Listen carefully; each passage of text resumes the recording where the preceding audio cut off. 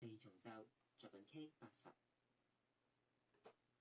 Time right now is 32 minutes past 8, and joining me in the studio is film critic Howard Elias. Good morning. Good morning. Good morning. Okay, so would you like to start with the review? No, let's do the Oscars first. Okay. Your do, picks. No, wait. Do you watch the show? Do I watch the Oscars? Yeah. I watch the red carpet. And then I read who won the awards online. You watch the red carpet live, or you watch it 12 hours later? I can't watch it live. That's right. Here. No. Yeah. No, because, that's right, because live red carpet is like 6 a.m. Yeah. Here, so I could catch I can't even catch a bit of it. No. Because I'm here at 6. Yeah. No, anyway, so I go home and watch it, yeah.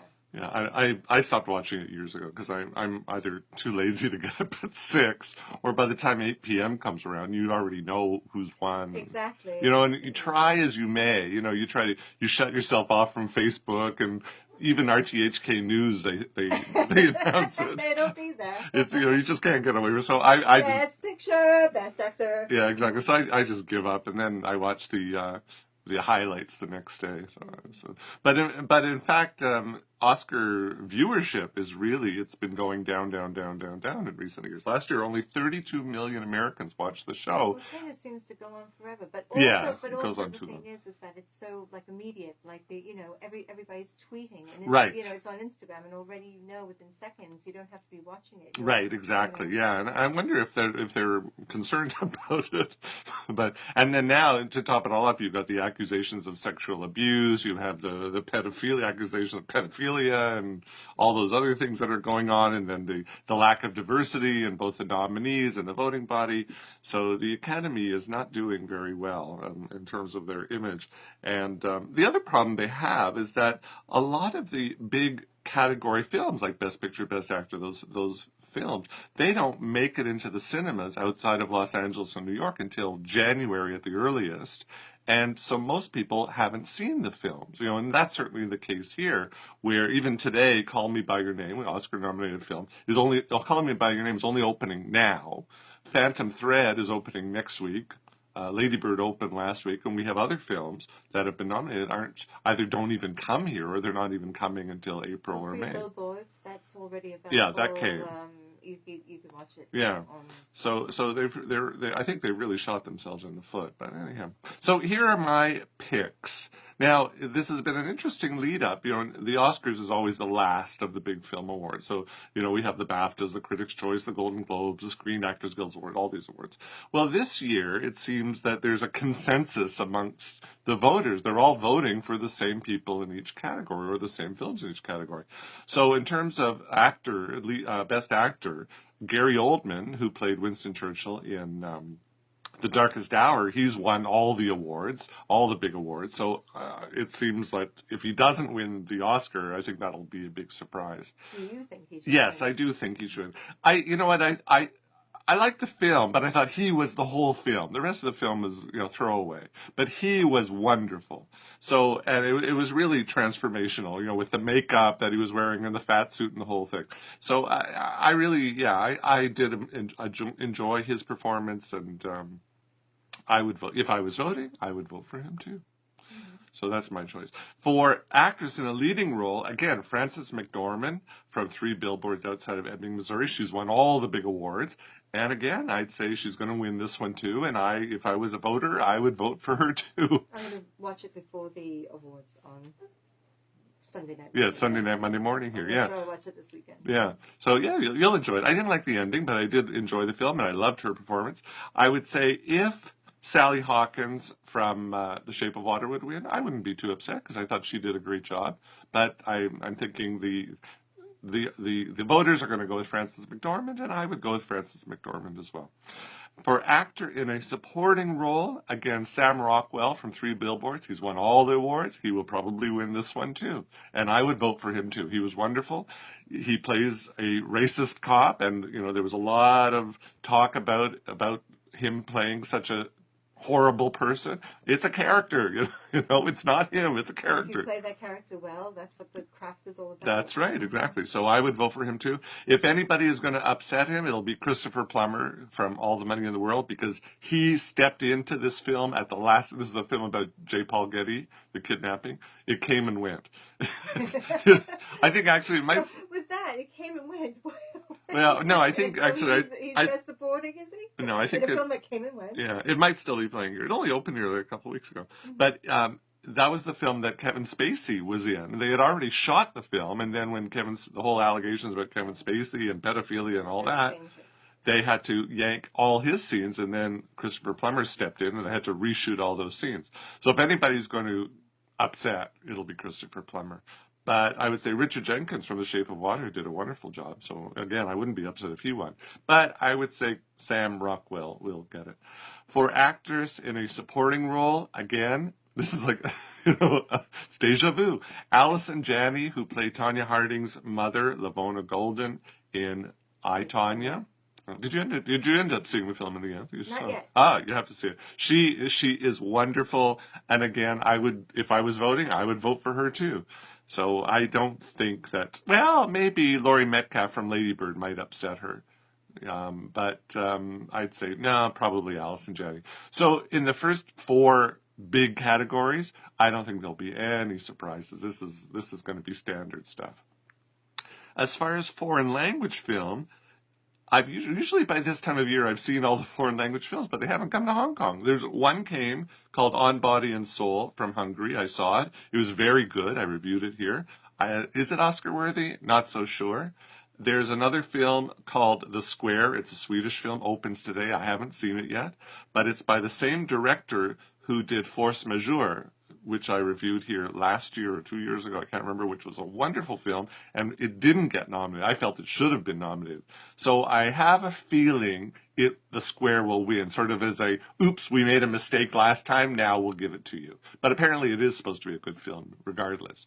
So, are you then going to go see it? Yeah, I'll see it, but I haven't made plans to see it, but I will see it, yeah. So that's called The Square. It opens today, but in Hong Kong, by the way.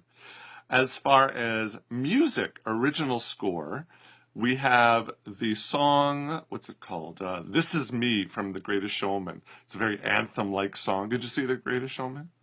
Oh, okay. You didn't like that film. You like the soundtrack. I like the music, and I like the dance performances. But the movie is, yeah, the movie's nothing. So This Is Me, I think, is the front runner. It's written by the same guys who wrote the songs for La La Land, Benj Pasek and Justin Paul. I have a feeling it might win, but I wouldn't vote for it. My favorite song is Remember Me from Coco, which I absolutely love that film, so I would vote for Coco. I wouldn't be sad, though, if the song The Mystery of Love from Call Me By Your Name wins. I'm going to talk about Call Me By Your Name when we're done with this segment. The music from that film is wonderful, really wonderful music. So, again, we'll see what happens, you know. For documentary feature, I've only seen one. Again, this is another one. We don't get a lot of documentaries in Hong Kong, or they come and go within 1 week. There's a film called Faces Places. I've seen it. I think it's coming to the Hong Kong International Festival. They just announced their lineup yesterday, and I haven't looked through it. But I have a feeling it's there. So if it comes, I will review it, and we'll talk more about it. For animated feature film, this is bizarre, The Boss Baby, which is nominated for an Oscar. You know, that's the one where Alec Baldwin played this, spy baby sort of thing. And I'm thinking, whoa, they must have been desperate for nominees or something. I don't know. My vote goes to Coco, which was such a celebration of family and Latino culture.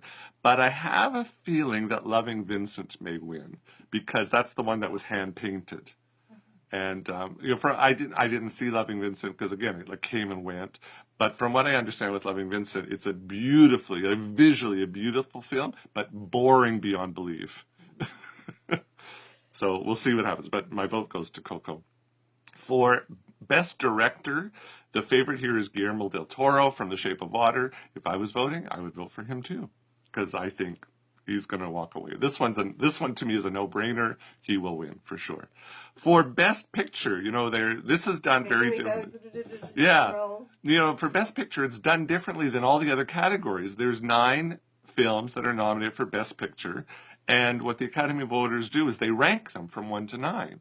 So I would say that the film that might be it's the film that gets the most total votes is the one that wins. So it might not be the quote unquote best picture wins. Do you understand what I'm saying?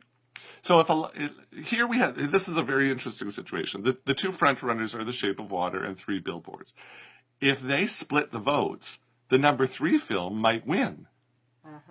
Based on all if they get a lot of number 3, a lot of 3 out of 9, it might get a lot of votes and push it over the top. If that's the case, I would say Call Me by Your Name, which of this list I would say is the number 3 film, might just win. I still think though 3 Billboards will win, only because Guillermo del Toro from The Shape of Water will win the Best Director. In the Oscars, it's quite typical where one film wins one award and one film wins the other award. It's rare that a film will win both awards. It happens, but quite often it doesn't happen. So I would say because The Shape of Water will win Best Director, my vote for Best Picture will be 3 Billboards outside Ebbing, Missouri, even though I think The Shape of Water was my favorite film from last year. Okay. So, as we said, the Oscars are on Sunday night in Hollywood, Monday morning here, 6 a.m. If you want to get up that early and be crazy, go ahead. Yeah, I'm here. Be my guest. I will be sleeping like a baby, hopefully at 6 a.m., although these days the birds wake me up at that hour. So there's your Oscar roundup. Okay, and now? Call Me by Your Name. Now, I would say this is probably be my 3rd favorite film of 2017, even though we're now on March the 1st, 2018. This is an absolutely lovely film. And the more I think about this film, the more I love this film. This is, it's based on the 2007 award-winning novel of the same name by Egyptian Jew Andrei Aciman. Now, I mentioned that he's Jewish, not because I'm Jewish, which I am, but the main characters in the story are also Jewish. So it does come into play here. Now, the story it's a very sensual, tender story, coming-of-age story. It's set in 1983 of Elio Perlman, played by, you can say his name? Oh, Timothy Chalamet. Timothy Chalamet. Some people say Timothée because it's got an accent there. Everybody is calling him Timothy. Everybody's calling him Timothy, so we will too. Timothy Chalamet, who is also in Lady Bird. He's the 17-year-old son of a university professor father, played by Michael Stuhlbarg, who is wonderful in everything he does, and a translator mother, played by British actress Amira Kassar, whom I've never seen before. But she's wonderful in this film. And they spend their summers and holidays at her family's villa in Lombardy, Italy. Have you ever been to Lombardy? No, I haven't. You know where it is. It's Milan is Lombardy, so this is like east of Milan. So I've never been there, but it's absolutely beautiful in this film. Now, what Elio is and does, at the age of 17, he's flawlessly fluent in English, French, and Italian. Now, it just so happens the actor also speaks English and French perfectly, so he learned Italian for the film. He spends his vacation time reading, transcribing music, playing his guitar and his piano, savoring ripe, luscious peaches right from the tree, swimming in the nearby lake with the other teenagers who live in the area, including Marzia, who's played by Esther Garel, who's the daughter of the famous French director, Philippe Garel. Now, every summer, Elio's father invites a doctoral student into their home for a 6-week internship to help him with his research into Greco-Roman culture. And this summer, in 1983, the student is Oliver, played by Armie Hammer, who was in The Social Network. And he's a 24-year-old American. Now, Oliver is everything that Elio is not. He's tall, he's handsome, he's well-built. He's not unlike the erotic statues that Dr. Perlman studies. He's confident but aloof, whereas Elio is a little bit gawky and unsure of himself, and Elio is a little introverted. And Oliver is proudly Jewish, so this is why I mentioned the Jewish bit. He's proudly Jewish, unlike the Perlmans, who are quietly Jewish. And Elio finds himself sexually drawn to Oliver, and the two begin a sort of a dance as they try to navigate their relationship. Now, while many people are calling this a gay love story, I'm hesitant to refer to it as such because, of course, Elio and Oliver do end up having a sexual relationship, but for Elio, it's more of an exploration of his feelings. So even he wouldn't say that he's definitively gay. Right now, he's bisexual. Maybe he is gay, but he wouldn't say that he was gay at this point in time. At the end of the day, though, as far as I'm concerned, it doesn't matter whether he's gay or not. This is a love story. This is truly a love. The word love should be in capital letters. It's a love story. Just like Moonlight from last year is a love story. Now, there's a powerful scene towards the end of the film when the 6 weeks have passed and Oliver has gone home. The house has become quiet again, just like my home. No spoilers. No, I'm not going to leave the stories. And Elio sits down with his father to reflect on the summer and their guest. And I'm not going to reveal anything, but Dr. Perlman gives his son some words of advice that will absolutely melt your heart. I mean, and you just might, as you're listening to this, you just might wish that Dr. Perlman was your father. I was watching going, wow, I wish my father had said those things to me. And apparently the writer, the author, Aciman, he's received plenty of mail from gay men who've said that they wish their father had said those things to them when they were that age. But again...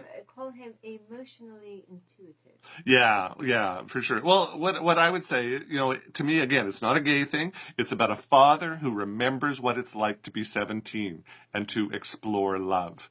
And, on a personal note, like I always thought growing up that my father never really understood our generation. And I always said, when I get to be that age, I want to understand the next generation. I want to remember what it was like to be young. So I hope I'm like Dr. Perlman, but certainly my father was not like Dr. Perlman. Now, the director, what's the director's name? Because we were practicing pronouncing his name. You say it. Luca Guadagnino.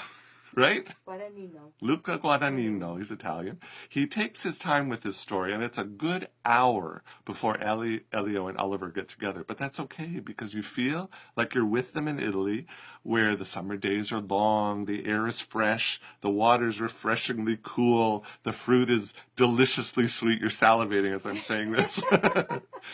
Just daydreaming. Yeah, I mean, it's lovely. And life is slow and peaceful. I mean, it feels like you're on vacation, right?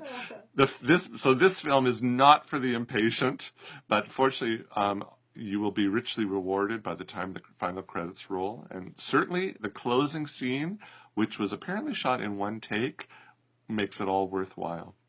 So, as I said, this is certainly one of my favorite films from this past year, definitely top 3.